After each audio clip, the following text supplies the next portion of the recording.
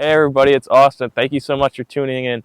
I'm in the deep woods of West Greenwich, Rhode Island at Historical Cemetery number 2, also known as Vampire's Graveyard. In order to explain why so many people call this Vampire's Graveyard, we're going to have to do a little dive back into history. So join me as I explain the legend of Nellie Vaughn.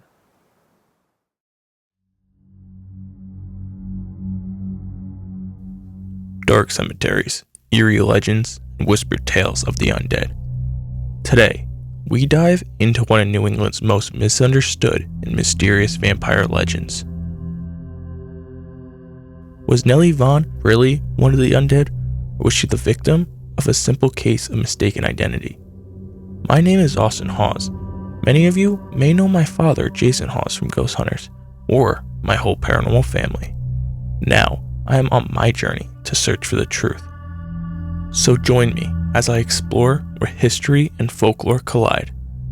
I'm going to unravel the truth behind the vampires of West Greenwich, Rhode Island. To understand why people believe Nellie Vaughn was a vampire, we need to go back to the 19th century, a time when fear of the undead was very real, at least in the minds of many New Englanders. But this wasn't the pop culture vampire today. No Dracula, no fangs, no gothic castles. The vampires in New England were something much closer to home. They were family. What was behind all these stories of vampires? Well, tuberculosis, known then as consumption. Tuberculosis was a slow-wasting disease that took entire families one by one. Victims became pale, frail, and coughed up blood, leading some to believe that the dead were feeding on the living from beyond the grave. And so, a gruesome ritual was born. Desperate families, guided by local superstitions, exhumed the bodies of their deceased relatives. If a corpse appeared too fresh, if blood was found in the heart, it was considered proof that the dead were rising to drain the life force from their kin. What was the solution? Remove the heart, burn it, and sometimes, in a horrifying last resort, make a potion of the ashes for the sick to drink. It sounds insane now, but this practice was real and well documented. The most famous case was that of Mercy Brown in Exeter, Rhode Island. But somehow, another name got swept up in this legend, Nellie Vaughn, and that's where our story takes a strange turn. Locals whisper of eerie encounters, cold chills, strange lights, even voices calling out from the grave.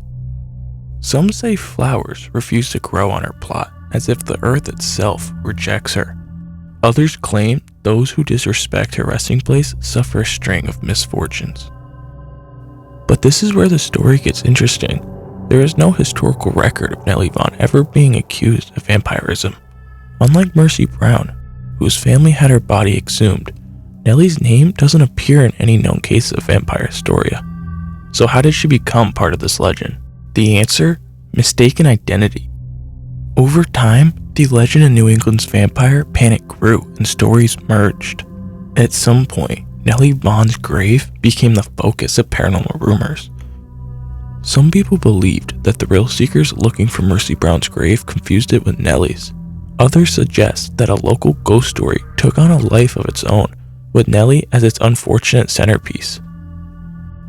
Historians and researchers have no evidence linking Nellie Vaughn to the vampire historia of the 1800s.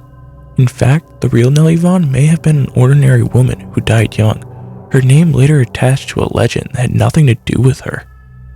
Some accounts even suggest that the cursed grave stories didn't emerge until the mid to late 20th century, long after the vampire panic had faded into history.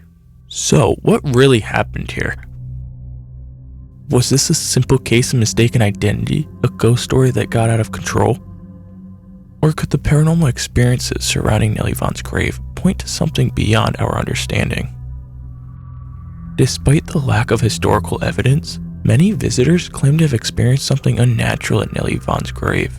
Paranormal investigators have reported unexplained phenomena, EVP recordings capturing strange voices, sudden drops in temperature, even shadowy figures moving in the cemetery at night.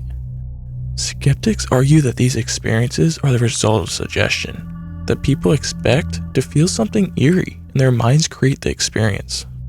But believers say otherwise. Some even claim that Nellie Vaughn herself has spoken to them, telling visitors that she's been wrongly accused. Whether or not Nellie Vaughn was a vampire, one thing is clear. Folklore has a way of shaping our beliefs and blurring the lines between fact and fiction. A single grave, an old story, and the passage of time can turn an ordinary person into a legend. So, next time you visit an old cemetery, be careful where you step. The dead may not rise from their graves, but their stories certainly do. What do you think? Was Nellie Vaughn just an innocent woman whose name got tangled up in New England's vampire lore? Or is there something truly supernatural about her resting place? Let me know your thoughts. Thanks for tuning into my page. If you've enjoyed today's episode, be sure to subscribe, leave a review, and share this with a fellow paranormal enthusiast. Until next time, stay curious. Thank you for joining me. Hopefully you enjoyed learning about the legend of Nellie Vaughn. If you enjoyed this video, please hit that like and subscribe button for more content.